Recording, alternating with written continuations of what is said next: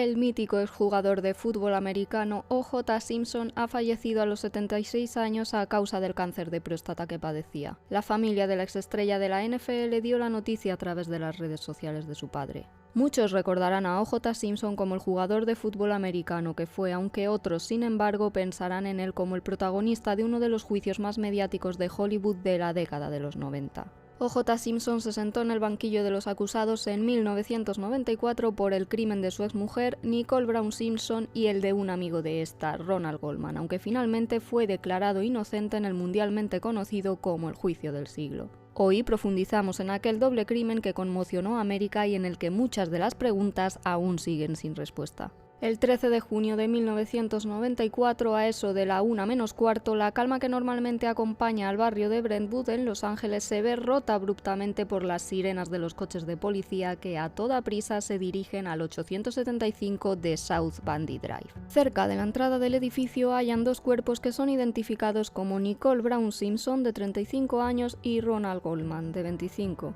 La mujer, que porta un vestido negro, aparece brutalmente apuñalada, tumbada sobre el lado izquierdo en posición fetal y envuelta en su propia sangre. Es hallada muy cerca de la puerta de su casa, de hecho se pueden ver sus pies descalzos por debajo de la verja. La autopsia determina que ha recibido 7 puñaladas en el cuello y la cabeza. Presenta además un corte profundo en la garganta de unos 14 centímetros que le ha seccionado tanto la carótida como la yugular, penetrando en una de sus vértebras cervicales. El cuerpo presenta heridas defensivas en ambas manos, lo cual quiere decir que peleó por su vida. Ronald Goldman, por su parte, aparece también con múltiples puñaladas. Se le encuentra en el pasillo exterior que conduce a la residencia de Nicole. Los investigadores creen que pudo llegar durante el apuñalamiento, de hecho las pruebas mostrarían que habría tratado de evitar el crimen. Los investigadores siguen el protocolo y acordonan la escena del crimen en busca de pruebas. Encuentran huellas de zapato, un rastro de sangre, además del de las dos víctimas, una gorra y un guante manchado de sangre. Consideran que el asesino se vio sorprendido por Ronald, de ahí que el autor pudiera cortarse y hubiera dejado por el camino alguna de sus prendas. Como en cada asesinato, los policías se centran en un primer momento en el entorno de las víctimas. Nicole Brown Simpson era la exmujer del archiconocido jugador del fútbol americano O.J. Simpson, de 46 años, por lo que este acapara todas las miradas. Los detectives encargados del caso se desplazan hasta la casa de O.J. Simpson a eso de las 5 de la mañana. Quieren darle la noticia para que no se entere a través de los medios de comunicación, pero al llegar allí nadie les abre la puerta pese a que había luz en el interior. Justo enfrente hallan un Ford Bronco aparcado que pertenece a la estrella de la NFL. En la puerta del conductor encuentran una mancha de sangre. Los policías no se van de inmediato, se quedan por la zona a la espera de que alguien les abra, aunque no tienen suerte. Uno de ellos decide saltar la verja para abrir las puertas y que el resto de detectives pueda pasar. Al fin, a eso de las 6 de la mañana, las puertas se abren. Sale Arnell, hija de O.J. Simpson, de 25 años, que oye que llaman a su puerta. Esta chica vivía dentro de la propiedad de su padre en una casa de invitados. Finalmente es ella quien ayuda a localizar a su padre y cuenta que está en Chicago, pues había viajado hacía unas horas para disfrutar de un torneo de golf. Los investigadores pueden hablar con él por teléfono y le comunican que Nicole ha muerto, por lo que O.J. Simpson dice que volverá en el siguiente vuelo a Los Ángeles. Tras hablar con O.J. Simpson, los investigadores siguen dentro de la propiedad del jugador y allí hallan un guante ensangrentado. Les resulta bastante similar al que encontraron en la escena del crimen, además hallan un rastro de sangre. Los policías ya no tienen duda de que esa zona puede formar parte también de la escena del crimen. A las 7 de la mañana los forenses empiezan a recoger ADN de la propiedad de O.J. Simpson. Su intención es saber a quién pertenece la sangre y por qué está allí. A eso de las 10, O.J. Simpson vuelve desde Chicago y va directo a hablar con la policía en la comisaría. Los investigadores le preguntan cuándo fue la última vez que coincidió con Nicole y el jugador sostiene que la vio el mismo día de su muerte en un recital de danza al que ambos acudieron para ver a su hija de 9 años. Explica que el acto acabó a eso de las 6:30 o 7:15. O.J. Simpson sostiene que a eso de las 7 ya estaba de vuelta en su casa, aunque dice no estar seguro de si salió en algún momento después, antes de tomar el vuelo hacia Chicago a las 12:15 de la noche.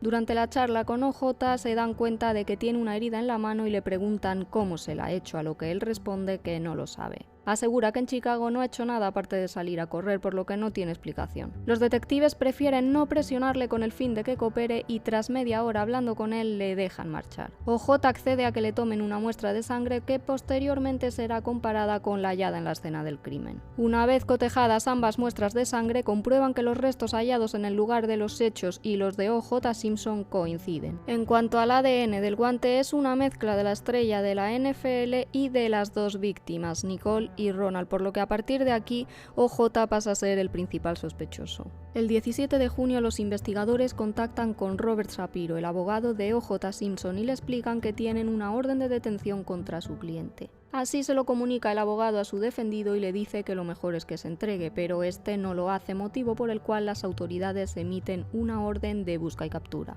Horas después, Robert Kardashian, amigo íntimo de OJ Simpson, lee ante los medios de comunicación una nota en la que parece que OJ Simpson se está despidiendo. No puedo más, no importa cómo termine todo esto, la gente me señalará, no podré soportarlo. Bien entrada la tarde, las autoridades descubren una pista. Ven un Bronco blanco que se dirige hacia el norte por la carretera de Santa Ana. Lo conduce Al Collins, amigo de OJ Simpson y ex compañero en los Buffalo Bills. De repente el Bronco blanco para en mitad de la autopista y el sheriff Larry Poole se acerca. Entonces el amigo de OJ Simpson empieza a gritar por la ventanilla que detrás va la estrella de la NFL y que en ese mismo momento se está apuntando a la cabeza con una pistola. A continuación, Collins emprende una huida que fue seguida en directo por todos los medios de comunicación estadounidenses. Dejaron de emitir hasta la NBA para mostrar la persecución en directo, un evento que atrajo a 95 millones de espectadores. La gente sale entonces de las casas y coge sitio incluso en los puentes sobre las carreteras para verlo de cerca, algunos con pancartas con mensajes de apoyo para el jugador. Los investigadores deciden entonces ponerse en contacto con OJ Simpson y le llaman al móvil pidiéndole que tire el arma por la ventanilla para evitar heridos. Él dice que el único que merece salir herido es él mismo mientras la policía trata de calmarlo. Finalmente, tras más de 100 kilómetros por la interestatal, el Ford Bronco se dirige a la casa de OJ. A las 20:53 la estrella de la NFL se termina entregando. Solo unas horas después entra en la cárcel del condado de Los Ángeles acusado de los asesinatos de Nicole y Ronald y le ponen vigilancia para que no se quite la vida. Entra en prisión también Collins, el conductor, por participar en la huida. Mientras, los investigadores registran el coche y en él encuentran $9.000 en efectivo, además de ropa, el pasaporte de OJ y enseres como un bigote falso con el que pretendía cambiar de imagen. Robert Shapiro se encarga personalmente de que OJ Simpson sea defendido por el mejor equipo, al que la prensa conocerá como Dream Team. La táctica será a partir de ese momento que el caso llegue cuanto antes al tribunal para evitar que se recojan más pruebas contra el acusado. Solo 5 días después de su arresto, el fiscal de Los Ángeles publica una llamada que había hecho Nicole un año antes a la policía. En ella dice que OJ Simpson ha vuelto entre lágrimas y pide que le envíen a alguien.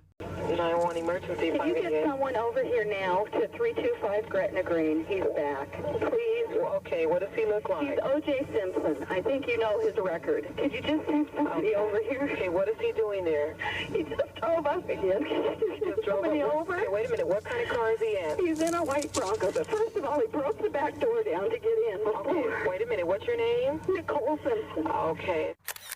En julio, OJ suma su defensa a Johnny Cochran, conocido por haber defendido anteriormente a otras estrellas como Michael Jackson, y será clave en este caso. Empieza a especularse con cuál será la fórmula de la defensa en el juicio y la revista New Yorker asegura que van a intentar convencer al jurado de que un detective racista ha tratado de inculpar a OJ colocando pruebas incriminatorias que señalen al jugador. Antes de que este caso estallara, uno de los investigadores en cuestión había proferido comentarios racistas durante sus evaluaciones psiquiátricas y la defensa empieza a elaborar su estrategia en base a esta supuesta xenofobia. Creen que pudo perfectamente colocar en casa de OJ pruebas que le incriminaran. A partir de aquí, el caso toma un cariz racial. A la vez empieza a conformarse el grupo que debe decidir si OJ es inocente o culpable de los cargos que se le imputan. Un experto en la formación del jurado aconseja que no se incluya a miembros de raza negra. ¿El motivo? Se había producido hacía poco un juicio bastante mediático que había provocado que este grupo de personas tuviera cierto rechazo hacia la policía de Los Ángeles.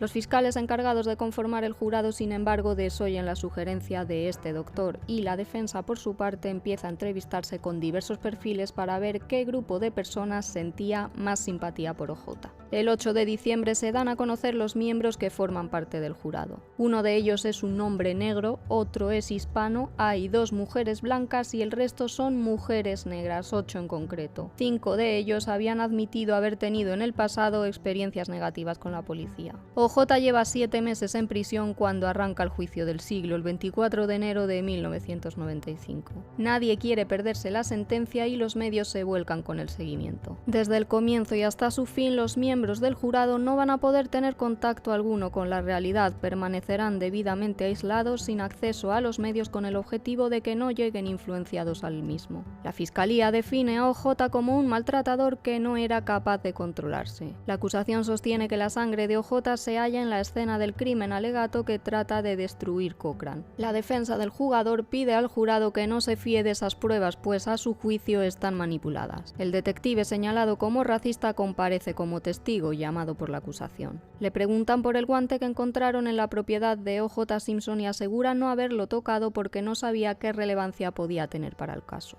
A continuación, la defensa empieza a preguntarle si alguna vez se ha dirigido hacia alguna persona de raza negra de manera despectiva, y él lo niega, cometiendo perjurio y perjudicando gravemente a la acusación. Posteriormente es un forense el que declara. La defensa de OJ asegura que durante la recogida de pruebas la policía de Los Ángeles cometió negligencias y que en consecuencia las pruebas de ADN no tienen ningún valor. La defensa pide entonces a OJ Simpson que se levante y se pruebe los 2 guantes, el que se halló en la escena del crimen y el que se encontró en su propiedad. La acusación no se opone y el jugador muestra que ninguno es de su talla. El juicio sigue y la defensa consigue unas cintas gracias a una periodista que entrevistó años atrás al detective acusado de proferir insultos racistas. Los abogados de OJ intentan que se emitan en la sala y, aunque la acusación se opone, el juez finalmente permite que se pongan unos fragmentos para que el jurado pueda escucharlos. Efectivamente, el investigador se refirió en términos despectivos a una persona, quedando demostrado que había mentido cuando subió al estrado, todo un mazazo para la acusación. 58 testigos testificaron durante el juicio del siglo, en el que se mostraron además 488 evidencias.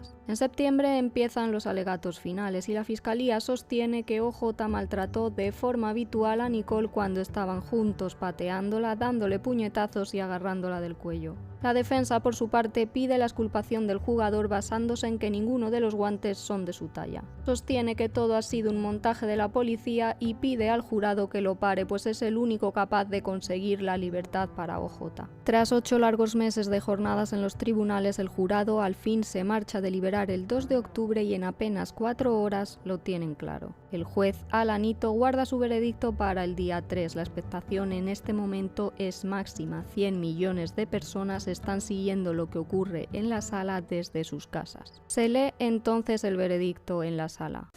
Mrs. Robertson. Superior Court of California, County of Los Angeles, in the matter of the people of the state of California versus Orenthal James Simpson, case number BA097211. We, the jury, in the above entitled action, find the defendant Orenthal James Simpson not guilty of the crime of murder in violation of Penal Code Section 187A, a felony upon Nicole Brown Simpson, a human being, as charged in count 1 of the information. El jurado considera al acusado no culpable de los asesinatos de Nicole Brown Simpson y Ronald Goldman. A la defensa le sale bien su estrategia. Consideran que muchas de las pruebas recogidas no tienen validez, por ejemplo las que se hallaron dentro de la propiedad de OJ Simpson, pues como os he contado al principio, los investigadores saltaron la valla, no había por tanto ninguna orden para tomar pruebas. Fuera, las masas lo celebran con fervor, como si de un partido de la NFL se tratara. Al haberse incluido la cuestión racial en el juicio, muchos son los afroamericanos que apoyan a OJ prácticamente como si fuera un símbolo. Terminó así tras 252 días el juicio del siglo, el que se considera el juicio más largo de la historia de California. En total, a OJ le costó unos $10 millones y a los contribuyentes de Los Ángeles 9. el que fuera jugador de la NFL, dijo tras la sentencia que su objetivo en la vida sería capturar al asesino o asesinos de Nicole y Ronald. Llegó de hecho a contratar detectives privados para que dieran con la persona o personas que acabaron con ellos, misión que abandonó en 2004 para centrarse en la educación de sus hijos, según él mismo relató. En 2006 se prohibió la publicación de un libro escrito por O.J. Simpson en el que él mismo relataba en condicional y por tanto de forma hipotética cómo hubiera cometido esos crímenes si él hubiera sido el autor. O.J. ha vivido en libertad todos estos años hasta su muerte, después de que fuera absuelto, pero muchas son las cuestiones que llevan desde entonces en el aire. ¿Quién acabó con la vida de Nicole y Ronald? Otra cuestión vital es el papel que desempeñó la raza en este juicio, y es que el caso se convirtió en un referente para las tensiones raciales en los Estados Unidos. Algunos creen que la absolución de O.J. fue una forma de reacción contra el racismo en el sistema judicial, mientras que otros argumentan que su fama y riqueza le permitieron escapar de la justicia independientemente de su raza. El caso también plantea preguntas sobre el papel de los medios de comunicación en cualquier proceso judicial y cómo estos pueden influir en la percepción pública de un caso. La gran duda es si fue posible un juicio justo. Algunos críticos argumentan que la atención constante de los medios de comunicación puede haber influido en las decisiones del jurado, distorsionando su percepción de la evidencia presentada en el juicio. Además, el caso nos deja abiertos interrogantes sobre el tratamiento diferencial de las celebridades en el sistema legal. ¿Puede ser que se le concediera a O.J. un trato especial debido a su estatus como figura pública? ¿Hubiera sido juzgado de manera diferente si hubiera sido cualquier otra persona? Muchas preguntas probablemente quedarán sin respuesta para siempre, sobre todo ahora que O.J. ha fallecido. Este doble crimen, en cualquier caso, debe servir como un recordatorio de que a veces, incluso en el sistema legal más avanzado, la verdad puede ser escurridiza, pero debe ser siempre el camino para que se haga justicia.